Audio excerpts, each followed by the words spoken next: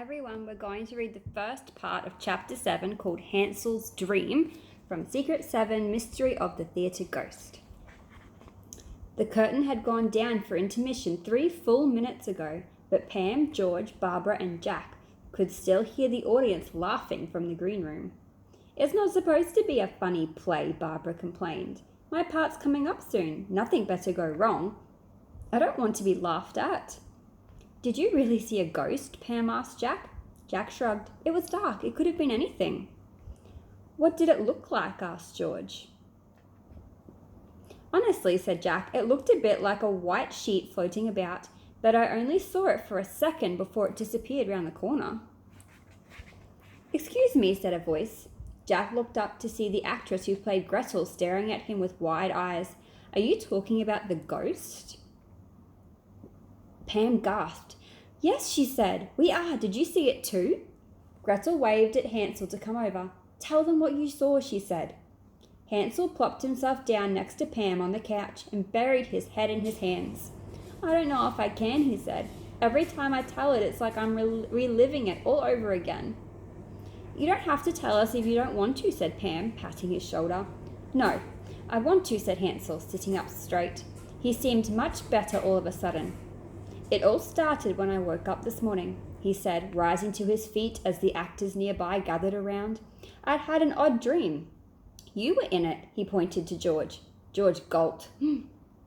"What about me?" asked Pam. "Was I in it?" Hansel nodded his head eagerly. "All of you were. It was about this theatre. I dreamt that we were performing on stage when a ghost appeared and made us all freezing cold." He pulled his knees up to his chest and began to rock, and then the entire theatre went dark. The people around them gasped. "Now that you've seen the ghost, I know that it was a premonition," said Hansel, and then he slumped down on the couch and put his head in his hands again. "Someone get this man a drink of water," one of the actors yelled. "Wait," said Jack. "So you didn't actually see a ghost?" "Yes, I saw it in my dream," said the actor. "But I'm not even sure that what I saw was a ghost," Jack replied. But no one was listening.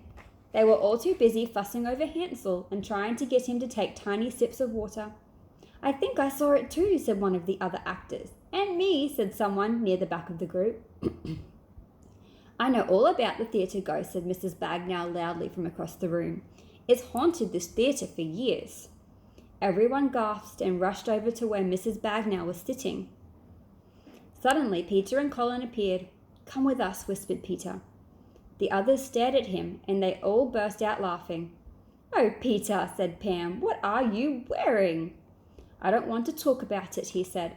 But it was hard not to, because Peter was wearing a pair of women's black tights and a black frilly blouse.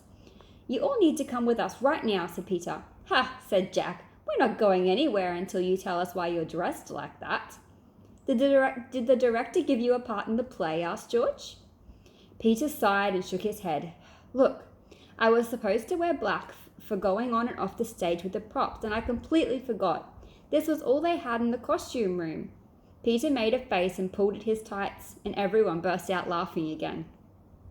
"I don't know what you're all laughing at," said Peter. "You don't look much better than I do."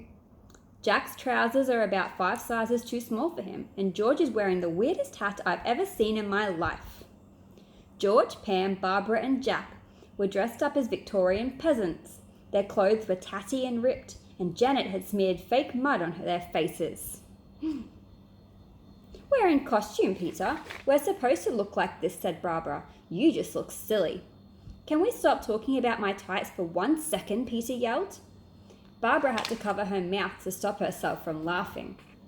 Peter rolled his eyes. "Listen, Colin and I overheard something," he whispered.